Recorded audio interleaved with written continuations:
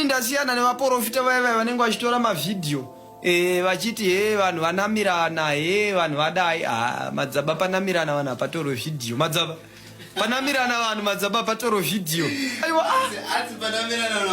aiwa panamirana vanhu baba patoro video azviti baba imofunga aiwa panamirana vanhu paiswa rukawo chaiwo aiwa nguva yevideo awanikwe bhozi vanhu vanenge vada kufa baba ine madziya dzedzitika pamasocial media dzedzo kuti unoona vanhu vachinzi munhu ari kudarira kati vanhu vakanamirana vanhu vakadai aiwa ine madziya baba ine madziya vadaurawa neshamu vanhu vaivai baba aiwa ine madziya baba ini ndiri muprofita baba kadzinawo dzekuprofita ndorova kuseri nekuseri baba izvozvo ndotozvizwa muZimbabwe ndikutoda muprofita anonzi anoprofita baba totoenda paground tese baba pongoshedzwa kana munhu baba uya ndomuprofita ndomurapa ndotoda even kana maProphets mapastor wekuZimbabwe baba kana dzinawo dzekuprofita hapana undotya baba nawo dzenhiko chaidzo hapana kana undotya kana ng'anga dzekuZimbabwe dzedze hapana kana undotya panawo dzenhiko nenawo dzekuprofita bhozi ndakatumwa ini ndinotenda muna Mwari akandituma baba.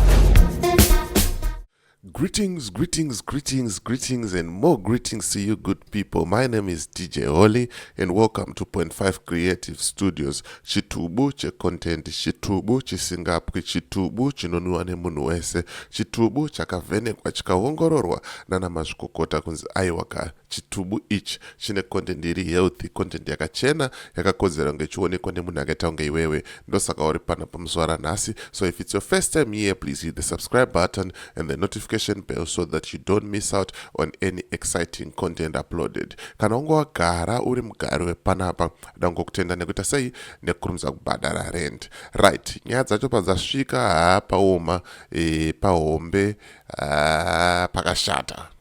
pakashata zvamanje ndikufamba nehondo dzemaprofita, hondo dzeng'anga, hondo dzevafundisi. Panapa ndina madzibaba vandinavo vari kufumura, vamwe vana madzibaba uyezve vari kuchallenja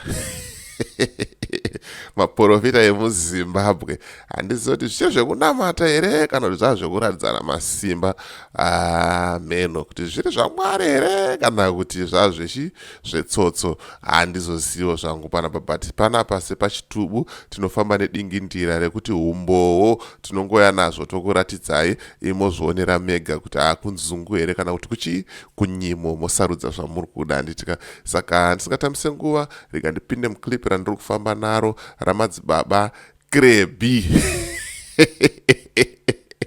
Yay! Vari kuita zvinhu baba. Mawani.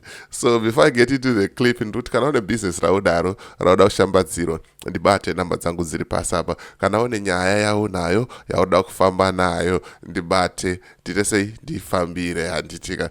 Kana une contribution yaunayo towards ma comments panapa, nyaya dzatinouya nadzo panapa, uchidawo platform, just let me know pasame number ipapo tokuunza pa platform wotaura matauriro ako handitika. Rega tinzoti madzibaba Creby vari kuti chii, zvakamira sei uye zviri kufamba sei. Siya comment comment section wotaura kuti hondo dzemaprofita idzi dzinopera mushe here idzi. Vakaipa vakashata baba. Ndi baba Creby Joshua. Pakaipa Mwari muombe. Unoziva kuti wakasvika pamuprofita babaka usati wabatsirwa unofana kutanga kuona upenyu huraramwa nemuprofita. Kana waona upenyu huraramwa nemuprofita baba wozobatsirwa. Chimbotanga watarisa kuti akachena here, anogeza here, ari kuraramawo upenyu hwakaita sei. Because Mwari haafani kutanga uchinja upenyu hwako iwewe asati achinja upenyu hwangu. Inini Mwari wandinonamata, inini ndinotenda maari. Handitombodi kuti umwe munhu atanga atenda muna Mwari asati aona upenyu hwangu. Tanga watenda, waona mararamiro andiri kuita inini, wanatsoona kuti aiwa chiremba vari kudya vachibvuta. chiremba vari kurarama upenyu hwakanaka. Izvozvo zvinoita kuti usava nekufungidzira kuti munhu anondiyambutsa here kana kuti munhu handiyambutsa here. Saka takabata bhodhoro ratakabata iri. Iri bhodhoro riri kungowanikwa kwandiri chete. Ndo ratakapa mumwe muprofita watakapa mweya mazuva apera. Takamupawo rimwe bhodhoro ranga rakadai so. Mukatarira makala acho akasiyana. Muprofita uyo ndakamupa bhodhoro iri ndikataura ndikati ngaachienda achinoita minana. Achinodzora nyika, achiyambutsa vanhu, achiita mabhizinesi, achitengawo mota dzakanaka. Saka tiri kutaura kuti panapa ndo panowanikwa upfumi hwese.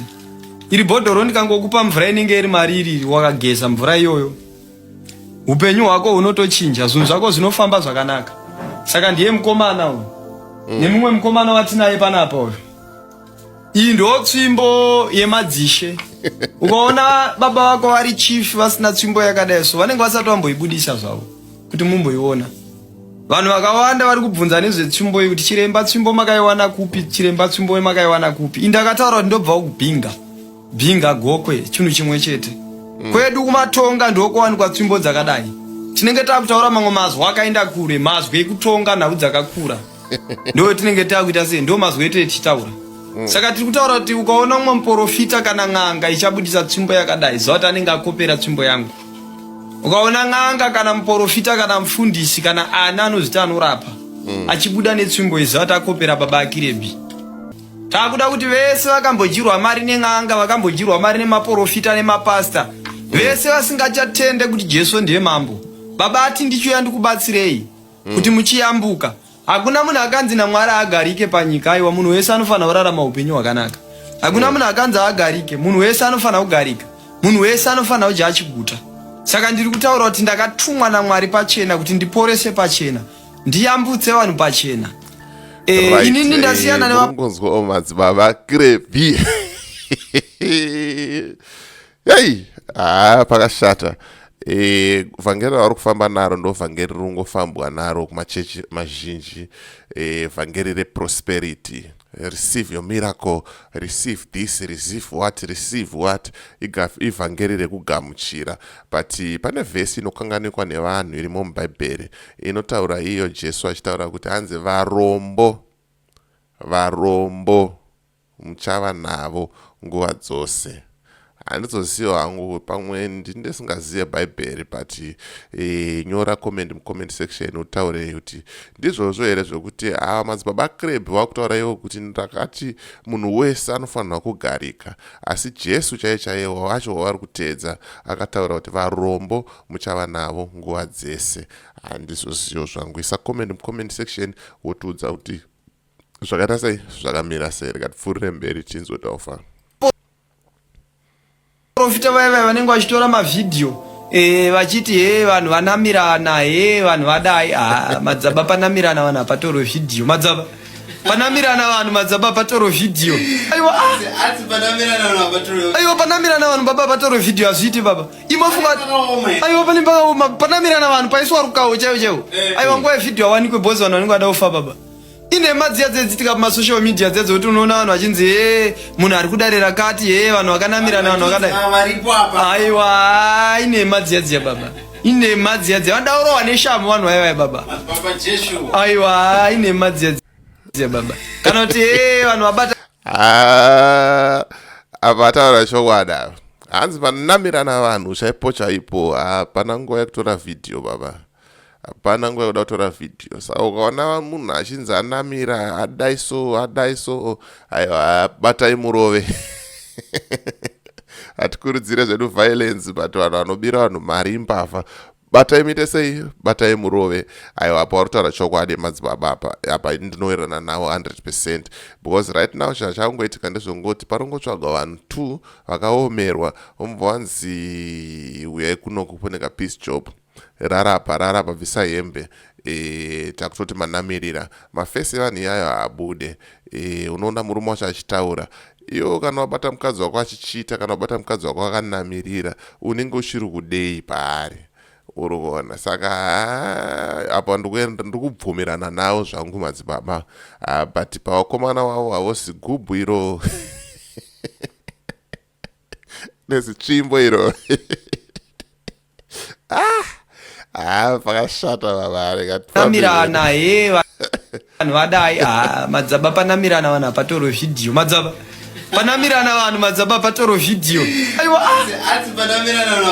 aiwa panamirana vanhu baba patoro video azviti baba imofunga aiwa panamirana vanhu paiswa rukawo chaiwo aiwa nguva yevidhio awanikwe bhozi vanhu vanenge vada kufa baba ine madziya dzedzitika pamasocial media dzedzo kuti unoona vanhu vachinzi munhu ari kudarira kati vanhu vakanamirana vanhu vakadai aiwa ine madziya baba ine madziya vadaurawa neshamu vanhu vaiva baba aiwa ine madziya kana kuti vanhu vabata nyoka chichi vanhu vanenge vachibira vanhu mari vaiva baba inini Madzibaba andibire vanhu mari inini ndoitira vanhu munamato vanhu voyambuka ndikakusiyirai DJ tsvimbo muchirwara imi mumba menyu ngoisiya musina kuibata munosara mukapora kungoisa tsvimbo iyi mumvura so mukageza mvura yacho mayambuka zvenyu zvaita baba inini handisi muprofita wekuti makashedza munhu izvezvi ndokundikana kumuprofita baba ini ndiri muprofita baba kadzinhau dzekuprofita ndorova kuseri nekuseri baba izvozvo ndotozvizwa muZimbabwe ndikutoda muprofita anonzi anoprofita baba totoenda paground tese baba pongoshedzwa kana munhu baba uya ndomuprofita ndomurapa ndotoda even kana maProphets mapastor vekuZimbabwe baba kana dzinhau dzekuprofita hapana undotya baba nhau dzenhiko chaidzo hapana kana undotya kana ng'anga dzekuZimbabwe open challenge open challenge. I've come to understand kuti ningirini muZimbabwe we've got two types of prophets. Tine maProphets edu emasutu ndo anana Fred, ana Prophet Makandiwa, anana Prophet Passion, and then toita maProphets edu MuZimbabwe ndo ana MuZimbabwe Masango, ana MuZimbabwe Creby, ana MuZimbabwe Joshua, ana MuZimbabwe Ishmael, vachienda vakadaro ndo vanenge vari vatumwa vanenge vachiita sei vachifamba vakadaro handitika. Saka platform iripo panapa zviri kunzi naMadzibaba Creby awa kana uchizviona ngori muprofita ane simba muprofita akapenga muZimbabwe inhangu ndoda kumboonawo fight fight yezvemweya vakashata. Saka nhamba dziri pasi apa demonstration of power ndibate tite demonstration of power hapana kana undotya panhau dzenhiko nenhau dzekuprofita bhozi ndakatumwa ini ndinotenda muna Mwari akandituma baba izvozvozvo ndotaura ipapo ndomira nemusoro baba kana dziri nhau dzenhiko ndonadzozviziva baba iwe unofunga kuti iwe ungaenda kumba kwomuprofita iwewe kuti akupe munamato wemari asina mari zvinoitika kupi baba iye achitambura okupa munamato wemari aiwa baba azviite izvozvo iye achida mari okupa munamato kuti iwe uite mari woenda kumba kweng'anga iwewe ng'anga yekupa mushonga wekuti utenge mota isina mota yauwana kupi mushonga warege utanga ushanda kwairi baba aiwa baba azviitike izvozvo baba ng'anga inofanira kutanga yashandisa makona ayo kuti ashande kwairi iwewo kana wakuzoenda unatsoona kuti zveshuwa makona aya anoita sei makona aya anoshanda unenge une rutendo so mauri baba. Saka tiri kutaura kuti Jesu ndiye mambo wemadzimambo ndiye Alpha na Omega ndiye Mwari wekutanga nekuguma. Muri kunzwisisa? Right. Let me know comment section kuti munoti chii nemashoko ari kutaura naMadzibaba Creby. Munoona zvine musoro here kana kuti hazvina musoro. Iro shoko raMwari rinomboti chiko. But handanakirwa wangu panyaya demonstration of power apa. Nekuti vazhinji vacho vari kunyanya kuti nyebera, vari kunyanya kuti bhaiza. Saka ngatenderere mberi. Demonstration of power timonyatsoona kuti Mwari acho chaiye ndeupi nekuti ana Mwari vacho vawanda vamwe vari kumutsa vanhu vakafa, vamwe vari kuprofita maID number, vamwe vari kuprofita upenyu hwevanhu, but amen achazova chokwadi hapana, ende mutsvene wacho haita se hapana. Ndo clip ranga chikufamba naro zvamanje manje. As for me, DJ Oli and the rest of the crew behind the scenes, ndukuti it's bye for now. Thank you for watching and thank you for supporting and have a blessed Sunday.